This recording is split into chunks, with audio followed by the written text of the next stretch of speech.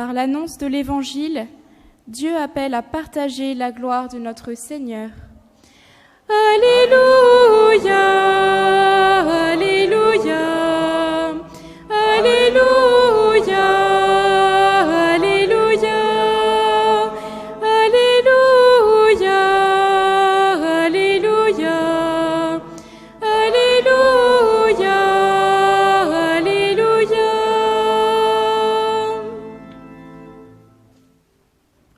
Le Seigneur soit avec vous. Et avec votre esprit. Évangile de Jésus-Christ selon saint Marc. Gloire à toi, Seigneur. En ce temps-là, Jésus traversait la Galilée avec ses disciples, et il ne voulait pas qu'on le sache, car il enseignait ses disciples en leur disant : « Le Fils de l'homme est livré aux mains des hommes. Ils le tueront, et 3 jours après sa mort, il ressuscitera. » Mais les disciples ne comprenaient pas ces paroles, et ils avaient peur de l'interroger. Ils arrivèrent à Capharnaüm, et une fois à la maison, Jésus leur demanda : « De quoi discutiez-vous en chemin ?» Ils se taisaient, car en chemin, ils avaient discuté entre eux pour savoir qui était le plus grand. S'étant assis, Jésus appela les 12 et leur dit : « Si quelqu'un veut être le premier, qu'il soit le dernier de tous et le serviteur de tous. » Prenant alors un enfant, il le plaça au milieu d'eux, l'embrassa et leur dit : « Quiconque accueille en mon nom un enfant comme celui-ci, c'est moi qui l'accueille. Et celui qui m'accueille, ce n'est pas moi qui l'accueille, mais celui qui m'a envoyé. » Acclamons la parole de Dieu. Louange à toi, Seigneur Jésus.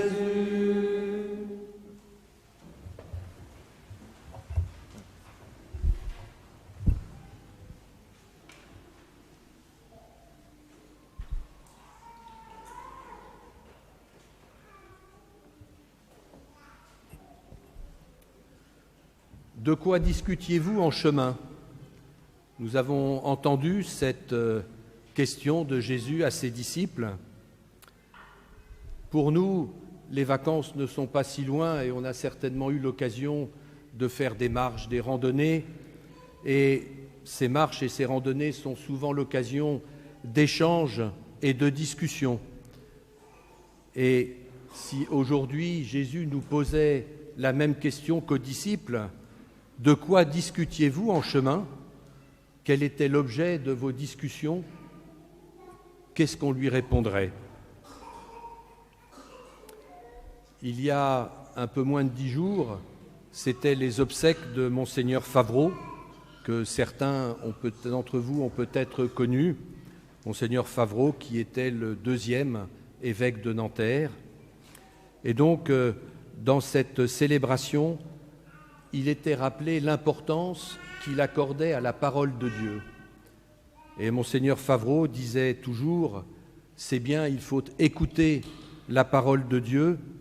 Et souvent dans l'Évangile, et je dirais comme celui que l'on a entendu tout à l'heure, l'Évangile commence souvent par « en ce temps-là, Jésus disait ».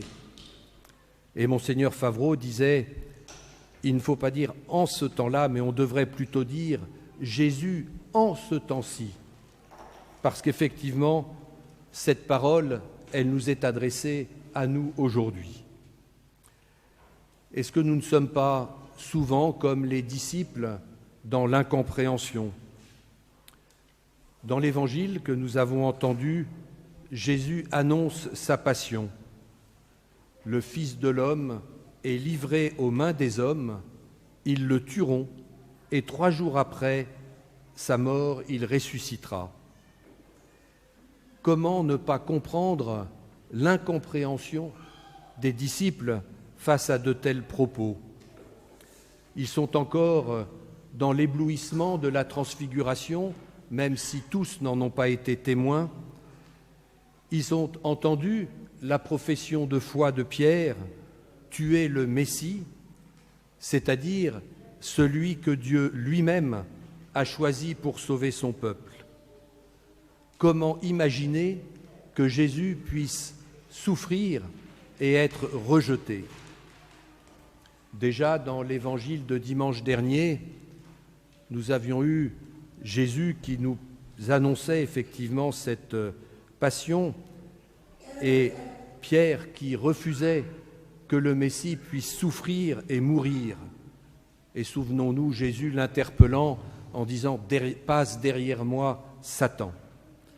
Et ce refus de Pierre l'empêchait probablement d'entendre la dernière phrase de Jésus et la phrase jusqu'au bout « Et le troisième jour, il ressuscitera ».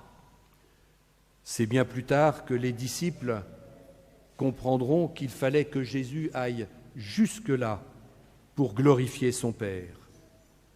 Pour l'instant, les disciples sont un peu pétrifiés et ils n'osent pas interroger Jésus, d'où leur échange sur celui qui sera le plus grand entre eux. Et Jésus, face à cela, est patient. Il ne revient pas sur son annonce de la passion, mais il rejoint les disciples dans leur échange et il part de leur discussion pour éclairer leur chemin. Nous aussi, aujourd'hui, est-ce que nous ne sommes pas comme les disciples dans l'incompréhension des événements que nous traversons, dans la difficulté à entendre et parfois même à comprendre cette parole qui nous est adressée? Chacun sur nos chemins, sur nos routes, Jésus nous pose aujourd'hui la question: de quoi discutez-vous en chemin? Est-ce que nous sommes comme les disciples, à savoir qui est le plus grand, ou comment avoir plus de pouvoir? Ou bien est-ce que nous sommes comme ce que propose Jésus, d'être simplement comme un enfant?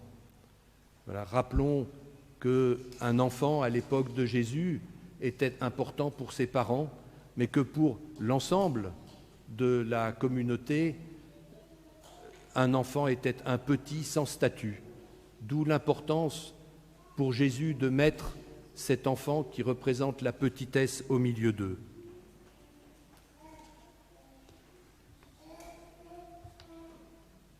C'est donc cette invitation que Jésus nous adresse: quiconque accueille en mon nom un enfant, c'est moi qui l'accueille. Et celui qui m'accueille, ce n'est pas moi qui l'accueille, mais celui qui m'a envoyé. De quoi discutiez-vous en chemin? La lettre de Saint Jacques n'est-elle pas criante de réalisme aujourd'hui entre les voies, les deux chemins qu'évoque Saint Jacques?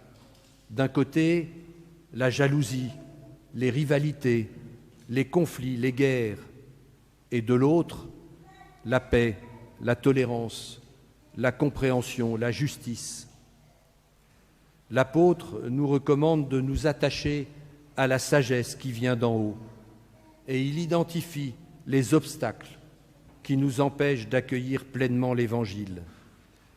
La violence qui vient de la convoitise, les divisions entre frères qui sont le fruit de la jalousie, et j'ai été très touché tout à l'heure, à la sortie de la messe de 9h30, de voir quelqu'un qui me confiait à quel point, dans une famille s'était déchirée pour des bricoles.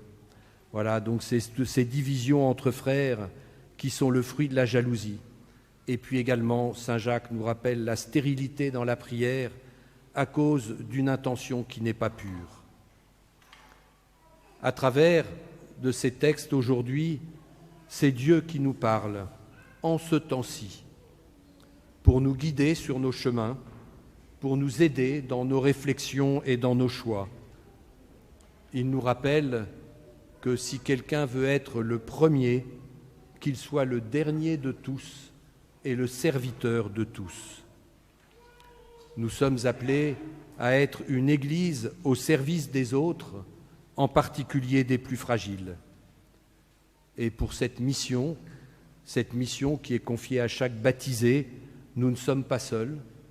Le Seigneur est là pour nous nourrir de sa parole et nous nourrir de son corps. Comme les disciples, Jésus nous rejoint dans nos échanges, dans nos discussions, sur nos routes, là où nous sommes, pour nous guider et pour nous faire grandir.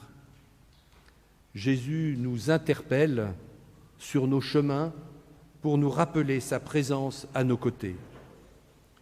Quels que soient nos chemins, il y a autant de chemins que nous sommes nombreux aujourd'hui, que ce soit le chemin des baptisés, ceux qui ont été baptisés ou ceux qui vont le devenir, que ce soit dans notre travail, avec des décisions souvent difficiles à prendre, que ce soit sur nos routes familiales, avec des discernements à opérer et parfois des conflits à régler, que ce soit dans le chemin du mariage, pour construire, entretenir, je dirais même parfois réparer et faire rayonner son couple, que ce soit sur le chemin de ceux et celles qui s'interrogent sur leur foi.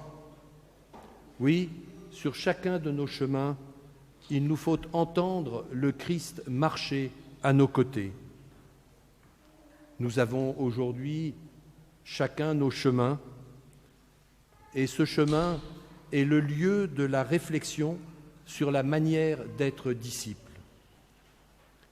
Aussi, je vous invite cette semaine à pouvoir relire à la fois cette lettre de Jacques et également cet évangile et entendre Jésus nous poser la question: de quoi discutez-vous en chemin?